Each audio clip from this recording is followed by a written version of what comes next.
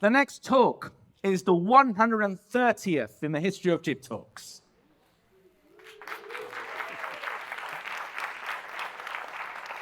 And I think it's only fitting that our next speaker was someone who actually spoke at our very first event back in 2015, when she spoke at one of our Vox Pop slots. But of course, 10 minutes was never going to be enough for her. So she's back here 8 years later to talk at GibTalks. Please welcome on stage podcaster Michelle Rugeroni.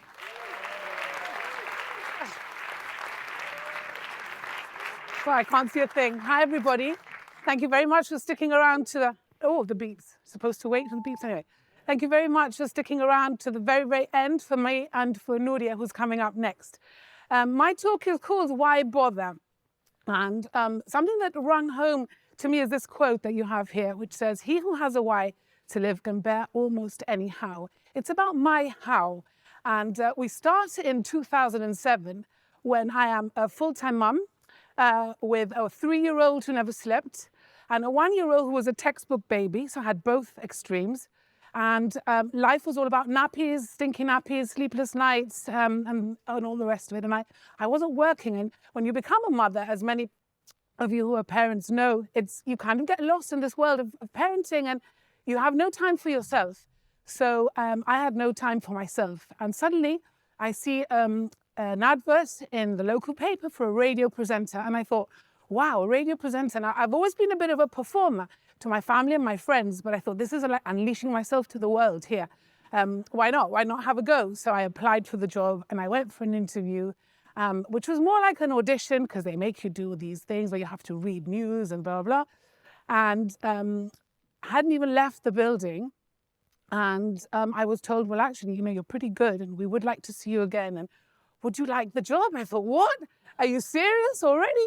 So I got home and I said to my husband, Rick, I think I'm going to be offered the job. And Rick was like, well, say yes. I said, well, yes, I'm going to say yes. It means, I'm going to have a job. How are we going to do it with the little ones? And he said, well, it's a weekend job, so it'll be all right. I can look after them at the weekend and I'll go to work in the week and you can work at the weekends. I thought, well, why not? Let's do it. So I was offered the job and I accepted it very gladly, and it opened up a new world to me. It was wonderful, wonderful, wonderful. And I used to train. We had 6 weeks of training, and which was quite hard because all the techie stuff I'm really bad at, but managed to work it out more or less. But the interesting thing was the things that you learn are the things that you need to be a radio presenter, which is you need to know about current affairs. You need to know what the stars are doing. You need to know what's going on in your town. You need to see the news and watch TV and read. And I found myself in between the dirty nappies and the sleepless nights and the feeds and the milk and the this and the that, doing all these other things which were enriching my life so much that I just thought, I am so privileged, so privileged. And actually I remember my first day, I remember talking, the microphone was there and I could feel this vein here like going boom, boom, boom, boom. And I thought, oh my God, what am I going to say? But it went all right. I think it went all right. And you kind of get on, and every time you do a radio show, you get a little better. At least that's what I like to think. And at some point, I was asked that there was a slot going in the afternoon. There was an afternoon show. Somebody was leaving, or there was a vacancy. And would I like to consider it? Because they thought I was good enough to do that. So I thought, okay, why not? I've already said yes to this. I was managing the children, juggling children, because you do. And so I thought, well, let's think about this one, because if it's the afternoon show, what am I going to do with them in the afternoon? Because they were going to nursery or school, but school shuts at 3, and I had to work till like 6 or 7. I thought I'm never going to be able to do it. So I thought about it and I discussed it with my family, and I had to not apply. And it was a huge disappointment not applying at that point in my life, because I think I would have loved to have done it, but my children were my priority, and I took that decision. So anyway, I carried on becoming a radio presenter, and I did it for 10 years. And I have to say, it was the best experience of my life. Loved every minute, a real privilege. I met so many people, it opened so many doors. And to this day, I'm just extremely, extremely grateful for that opportunity.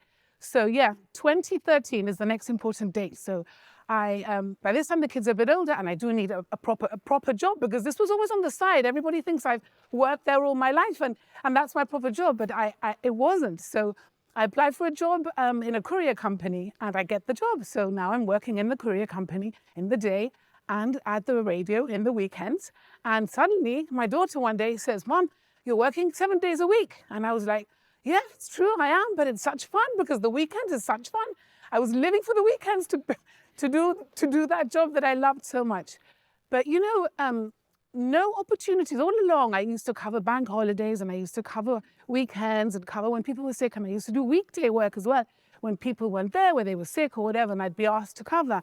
And I thought, I'm going to wait because there will be another opportunity and the children will be older, which is what happens. The children are older. And so I wait and I wait. And 2017 is the next important date.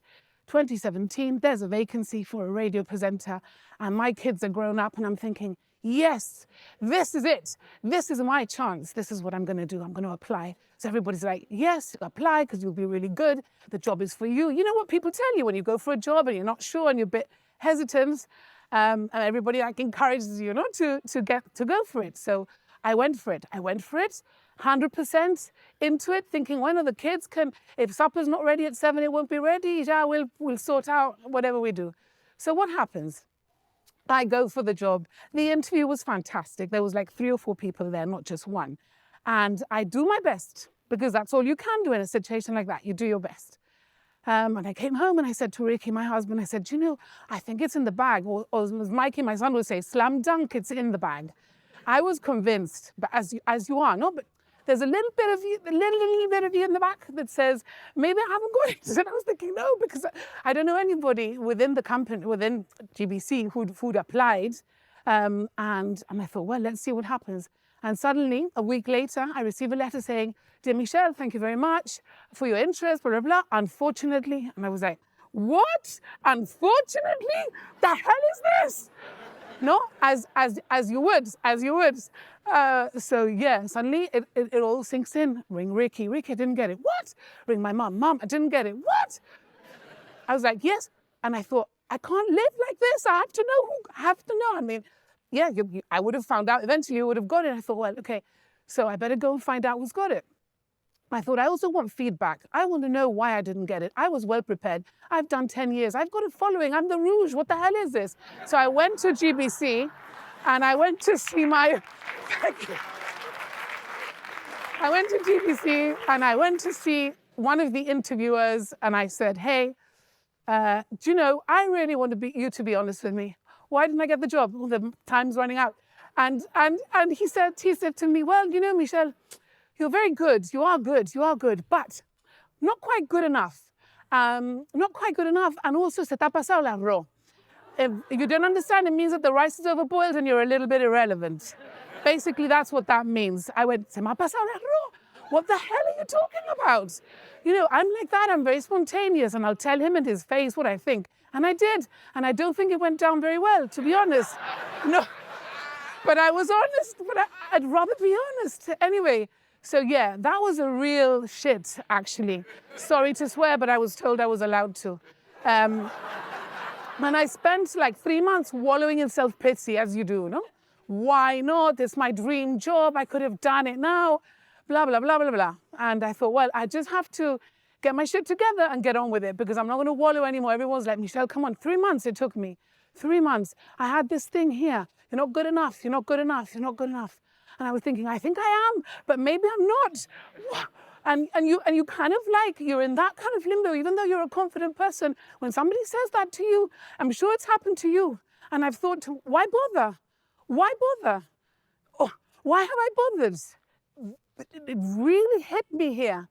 Anyway, 2017 I've done. COVID is the next thing. COVID, right? Everybody stays at home because you have to stay at home because there's infections, blah, blah, blah. I am the opposite. I have to go to work. I work for a courier company and we are providing a service to the local public. And I have to go to work, which is fine because everybody stays at home and I can get away from it all. So normally I'd cycle, which was great because I could cycle up Main Street and it was like clean air and all the rest. But I thought, I'm going to walk and do a bit of exercise because you burn more calories when you walk. So I do walk quite a lot to work. I work in New Harbours. And Ricky, my husband, actually said, listen, there's an app called BBC Sounds, which is very cool. You should, when you go to work, listen, download it. You can listen to some talks. I thought, I'm going to do that. Came across Louis Theroux's Grounded. I don't know if any of you have listened to anything by Louis Theroux, but he's brilliant. He's an investigative journalist, and I kind of love the way he presents and the way he is. He's very honest with people and asks them like really difficult questions and puts like stars and celebrities under you know, it's just gritty and fun. And I thought, you know what, I can do this. Every day I'd listen. Boy George on the way there, then Boy George on the way home. Sia on the way there, Sia on the way home. Chris O'Dowd or me, every day it was a different one. And I used to love it. And I went through his entire series. And I thought, you know what, I'm going to do this. And I thought, Toi loca. No, I'm going to do this. No, Toi loca. And this is how I went through the whole of COVID. I'd get home, I'd tell my husband, Ricky, I'd tell the kids, I'm going to do this. They were all, Mom, you're mad. No, I'm going to do it. I'm really going to do it. So what happened? To cut a long story short, because I've literally got 5 minutes left, I am very, very lucky that my producer, Charlie Hurst, who's a sound engineer, he lives in England and he's married to my niece. And he and I had a big conversation about it. And he said, do you know what? You can do this. I can help you. I can put it together for you. You record it, but you need decent equipment. So I thought, am I going to spend £600 on equipment? I've got 2 kids and mortgage bills. I only work part-time at the courier company. So I thought, well, you know what? To hell with it. I spent a year and a half going, why bother? A year and a half. I thought, to hell with it. I'm doing it. I spent the money. And then you spend the money. You press the button. You see, yeah, bing, NatWest, £600. You think, shit. There it is. Now it's done. Now I have to do something about it. So it's exactly what I did. I got off the comfort of my sofa onto a platform, called it On the Sofa with Rouge, because in my idealistic mind, I always wanted a program on TV or radio called On the Sofa with Rouge, like Oprah Winfrey, who could then interview people and ask them questions about what they have for breakfast and what they do for fun and blah, blah, blah. And I thought, well, I may as well call it that because that's what I wanted to call it anyway. So I have to say that with a lot of help from Charlie and support from my family, I was able to do this. And my very first interviewee was my Uncle Reggie. My Uncle Reggie Norton is an activist. He's a human rights activist. And he is the pillar of our family. He is, I don't know if you've ever heard about him or listened to him talk. He's an inspiration. He's dedicated his entire life to human rights and helping those less fortunate. He was my first one. And I had him, I remember I said, Rich, I don't know what shall I talk about? He said, well, let's start. So we started talking. It was the longest one I've ever done, 50 minutes. All the others are under 30. But it left me kind of in awe of this man who was my uncle. And that's what happened. My first series of talks was called Extraordinary Ordinary People. And it was that, people in my everyday life who were extraordinary. My uncle, my children, my friends. And every single interview brings me this immense joy. I'm emotional thinking about it. It's immense joy just to see how humble they are, their humility, their passion, their love. Reggie was all about love. In fact, I called his talk Love, but other people going through other things. We all have shit going on and we all deal with it in our own way. But getting these little pods out, these little moments in time with people that I loved, and I made absolutely no money from that. Then I thought, well, now I'm going to have to sell advertising space and move it a little bit because I need to, you know, support this a little bit. And also the platform that I have it on, I have to pay something every month. But anyway, the next series of talks was Women Rising. I felt women needed representation, especially women in Gibraltar who do such incredible things. We have to put up with so much stuff. So I've interviewed 39 amazing women, also from all walks of life. Some of them I knew, some of them I didn't know so well, because sometimes people call me and say, look, do you mind putting me on? Because I really have a story to tell, and I don't really know them, but I try and get into their soul, which is so important. That's what people tell me in the street. They're like, oh, you know, I loved it because you really got in there. And that's what life is all about. Life is all about that. And he who has a why to live can bear almost any how. If you don't do the how, you know, then you don't live. And you have to live because life is short and you need to enjoy it. So I'm really, really grateful to all the people that have helped me along the way, starting with GBC and my friends and everything there, all the way through to Charlie, my producer, and everybody else. So yeah, I've literally got 50 minutes left. And that's the end of my talk. I thought I may inspire you a little bit with my story. That is my real story, which I haven't really talked about ever with all the talking that I do.